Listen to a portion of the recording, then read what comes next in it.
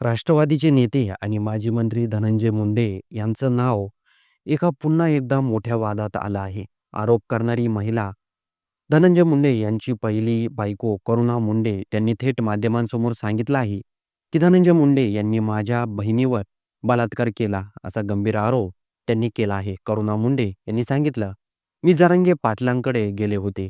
मी माझ्याकडे असलेले सर्व पुराव्याविषयी त्यांना सांगितलं. त्यांनी मला खूप समजावलं. मी अजून धनंजय मुंडे यांचं काहीच बाहेर काढलेलं नाही. पण जर मी सगळं बाहेर काढलं तर महाराष्ट्रात राहणं मुश्कील होईल. माझ्या स्वतःच्या समाजाचे लोक मला चपलीनं मारतील, असं स्पष्ट विधान त्यांनी केलं आहे. त्यानंतर त्यांनी आणखी एक भयानक सत्य सांगितलं आहे. माझ्या बहिणीवर धनंजय मुंडे यांनी बलात्कार केला आहे. माझ्या आईनं या सर्व त्रासाने आत्महत्या केली. तिच्या सुसाईड नोटमध्ये आणि इतर पुराव्यामध्ये माझ्याकडं आहेत. धनंजय मुंडे यांनी गुंडांचा गट तयार केला होता. लोकांना धमक्या दिल्या जात होत्या, असंही करुणा मुंडे म्हणाल्या.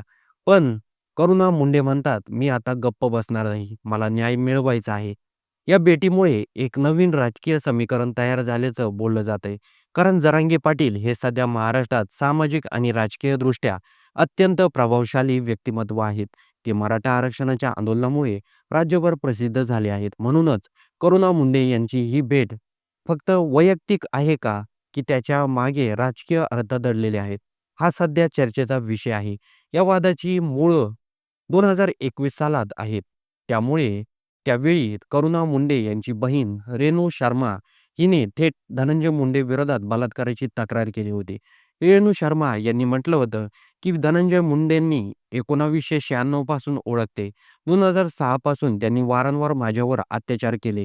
2006 मध्ये माझी बहीण बाळंतपणासाठी इंदोरला गेली होती.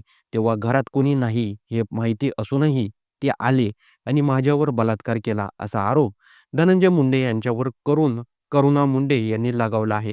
त्याचबरोबर बीडमध्ये काल सभा पार पडली. या सभेमधून धनंजय मुंडे यांनी मनोज जरांगे पाटील यांना विशेषतः टार्गेट करून त्यांनी म्हटलं आहे, की कोणी अंगावर आलं तर त्याला शिंगावर घेतल्याशिवाय मी राहणार नाही. आणि जरांगे बोलतो फक्त वैयक्तिक व्यक्तींवर, असा आरोप धनंजय मुंडे यांनी केला आहे.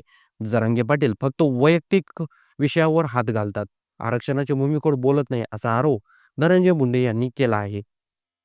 त्यावर मनोज जरांगे पाटील यांनी माध्यमांशी बोलताना स्पष्ट सांगितलं, "धनंजय मुंडे, मी तुझ्यावर वैयक्तिक आरोप केला नाही आणि तो असेल तर आरोप माझ्यावर लावू नको.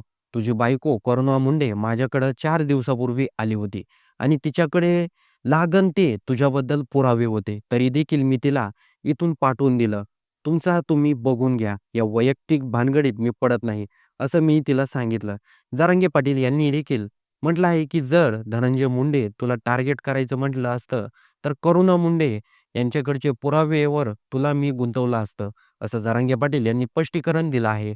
तर करुणा मुंडे यांनी देखील माध्यमांशी बोलताना म्हटलं आहे, की धनंजय मुंडे यांनी पहिल्या बायको पोरांकडे लक्ष द्यावं, मग दुसऱ्यांकडे आरोप करावे. धनंजय मुंडे हा व्यक्ती जनतेचं भलं करू शकत नाही, असा आरोप करुणा मुंडे यांनी केला आहे. काल ओबीसी मेळावा पार पडला. या मेळाव्यामध्ये छगन भुजबळ, मनोज जरांगे पाटील काल ओबीसी मेळावा पार पडला. या मेळाव्यामध्ये छगन भुजबळ, धनंजय मुंडे, लक्ष्मण हाके असे ओबीसीचे नेते उपस्थित होते. त्यांनी एकच मागणी केली आहे, ओबीसीमधून आरक्षण मराठा समाजाला देऊ नका. आता सरकार काय भूमिका घेतात याकडे सर्वांचं लक्ष लागून आहे. तर या आरक्षणाच्या भूमिकेबद्दल तुमचं काही मत असेल तर कमेंट बॉक्समध्ये नक्की नोंदवून जा.